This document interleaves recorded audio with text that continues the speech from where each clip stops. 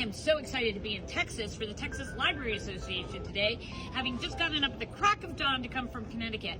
And as I was on the plane, I was thinking about how we are preparing for Earth Day and all the great books that can ignite, delight, and cultivate a love of the planet, a love of the relationships between the natural world and all kinds of living worlds. I'm so excited here in the Publisher Spotlight booth because there's Dear Earth, which is a wonderful love letter to the earth. We have How to Teach Grown-ups About Climate Change, because sometimes kids can change the world, with free posters, 10 things that you and your grown-up can do. Look at those. Did I mention that those are free?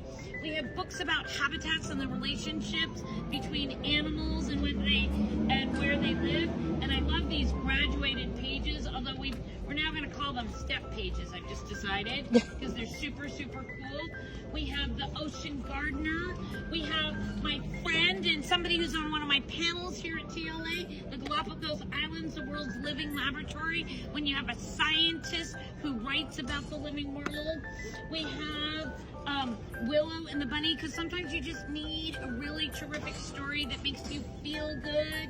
We have, and now I don't know if I'm going to say this right, we have Jalopy's Honeybee Box. I love this whole idea of the small things that we can do and how we produce, how we interact with the world.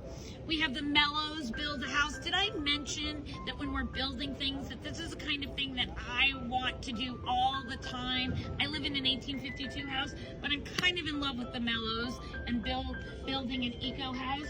We have the fourth coming from the very fabulous writer of a Snowflake Bentley, Jacqueline Brings Garden. We have Farmer Eva's Green Garden Life. I can't wait for this. It's going to be bound and hardcover coming out later this fall. We have Ganesha Goes Green, which is also a Junior Library Guild book and is absolutely fabulous with all kinds of things that would ignite, delight, and cultivate. And this idea of a community garden. There's so many things that we can do, and we can do better when we do with other people. And not only that, we have some books they're giving away for free in the Publisher Spotlight booth, including It's Up to Us, Building the Brightest Future for Nature's People on the Planet, by the one and only Christopher Lloyd. Yes, that Christopher Lloyd that knows more facts and should be on every version of Jeopardy! And it has a foreword by the former Prince of Wales, who I believe now has a new title, so it could be possible that this is a collector's item. And I think they have piles of How to Teach Grown-ups About Climate Change. So here's the deal.